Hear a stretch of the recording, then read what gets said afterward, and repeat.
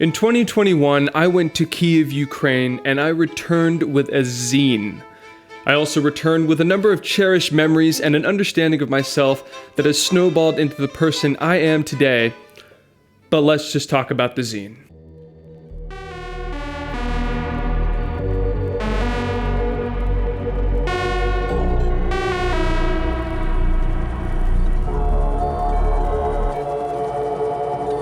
I brought 5 film cameras and a digital camera to Kyiv, Ukraine with me. The cameras I brought were my Nikon FE with a 35mm 2.8 and a 50mm 1.4. I brought the Mamiya 645-1000S with a proverbial 35mm, which is the 55mm, a 50mm, which is around the 80mm, and a 93mm, which is technically a 150mm. I also brought the Nikon F5 with a 50mm 1.4 and an Olympus AF10 quartz date. Needless to say, it was a nightmare getting through 4 different airports. We have just now arrived in Amsterdam. We've got 1 flight left before finally getting to Kyiv. I want to start by saying that there was absolutely no plan going into shooting this scene, and every day was a new adventure with new film, new ideas, new sentiments, new emotions, and at the end of the day, I had to look at those photos and put them together through the zine through many iterations. When it came to deciding where I was going to get my zine printed and how I was going to do it, I decided to go with MagCloud. MagCloud.com made it super easy for me, and they are in no way affiliated with this video. However, after months and months of just going through different ways to make this zine happen, I found that MagCloud made the most sense. And I noticed that all the publications that major magazines use go through MagCloud for their order service.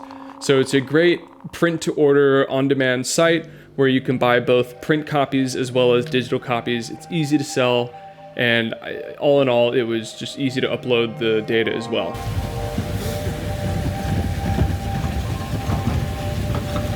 Let's get into Kyiv, Ukraine, and what the zine is. What story does the zine tell? Like I said, I wasn't in Kyiv with a plan. I wasn't shooting with a plan. Rather, I kind of just let the chaos of what I saw and what I wanted to capture kind of just evolve as I went along. Right now it's about 8 degrees outside, which in the grand scheme of things isn't really that cold. Well, I'm walking home now. It's about 10:18. There's fucking no one on the road. I'm walking through a neighborhood blindly with a lot of snow. And after so long being in Ukraine, after seeing the photos and coming back and getting all of it developed and just sitting with this heap of photos, I tried to piece together a story that I could tell and sort of an introspective moment-by-moment collage of images that kind of affirmed my experience while I was there. I named the magazine Cold, which is a kind of play on words.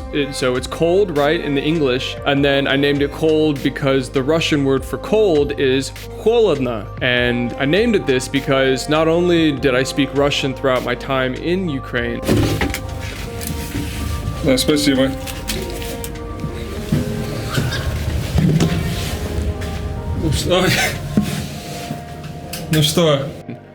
But also my shooting style is very distant and indifferent at the same time.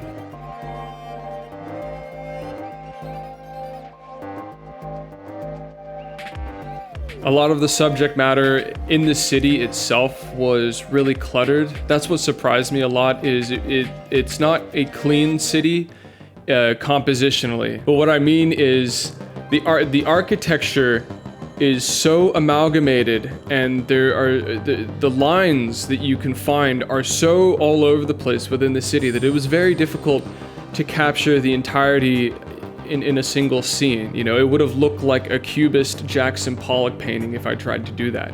Rather, what I started leaning towards was isolating certain cars, subjects next to cars, specific parts of buildings, and you know, if I found a place with harmonious leading lines, then I was gonna take that shot as well.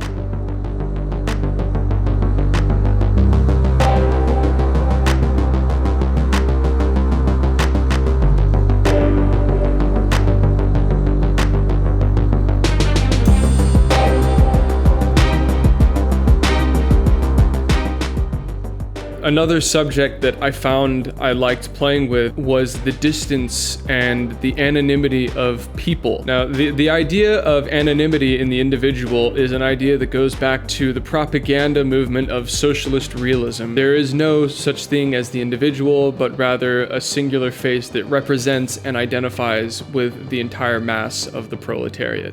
After going to school for Eastern Europe, Russian and Eastern European studies, I couldn't help but shoot that while I was walking through the cold, snowy streets of Kyiv, Ukraine. In fact, one of my favorite shots is I was walking down one of the main boulevards, and there's this man, as the sun is setting and the cold is really setting in, there was this old man in a parking lot between two apartment complexes, and he was wrestling with his Ushanka, his hat, for quite some time, and that gave me just enough time to whip out my Nikon FE with Fuji C200 film in it and snap this shot of him as this anonymous, almost just peaceful, statuesque person surrounded by harsh lines and drab colors. My other favorite shot is of these smokestacks in the middle of one of the warmer days during Kyiv, giving really bright yellow beams, and the air was extremely crisp. Now, the snow had all just melted more or less, and it was one of the first days that the sun was out, and so I stopped and took this photo. It was just so crisp, the colors came out so well. I took it with my Mamiya 645 1000S with the 55mm on, or in other words, the 35mm. And some Fuji Pro 400H. It was kind of funny because I had some friends look at some of the photos I took in Kyiv, and they said, why do you always, why are you portraying this doomy, gloomy, cold Kyiv, Ukraine, when we're modern, we're a major city, we're affluent in the technological world, we're all these things, we're happy, we're normal people, and yet you capture the doom and gloom aspect of Kyiv, Ukraine. And I think they have a fair point, but I also believe that all we can do as photographers is be honest in capturing the moments in front of us that move us. And I gotta tell you, look, having read a lot of Dostoevsky and studying, austerity and despotism for 5 years at university, I gotta say, I like the doom and gloom. I should mention the film stocks that were used primarily for the zine. For the point and shoot, I was using a lot of Ilford HP5 Plus. I used a lot of Fuji Pro 400H. Of course, I used a lot of Fuji C200. A lot of these shots were taken on Portra 800. And as well as that, I did use some Vision 500T. I processed them myself with ECN2, and it could have gone better.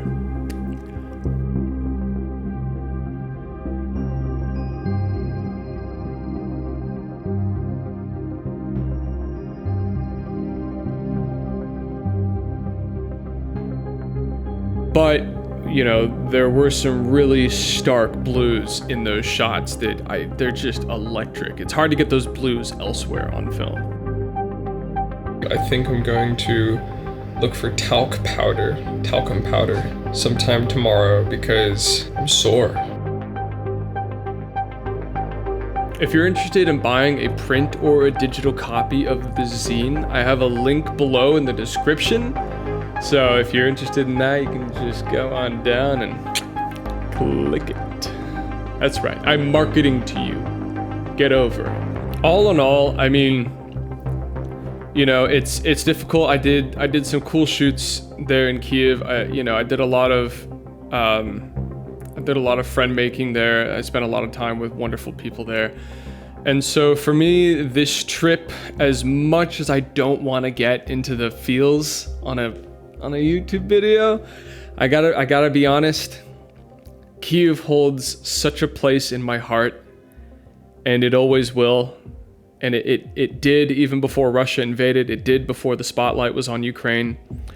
It was such a moving experience to be alone in Kyiv and meet new people, make connections, and just travel the city speaking broken Russian to people and just living the life. I just wanted to say that it's painful to see what's going on in Kyiv. It's also it's absolutely brilliant and not surprising at all how badass the Ukrainians have been handling this invasion.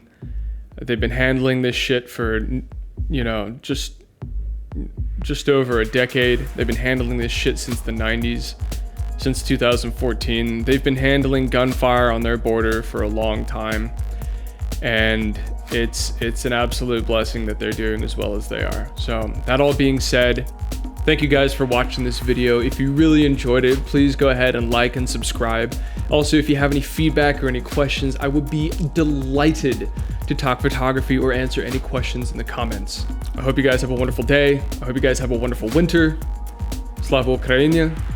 И всё, пока.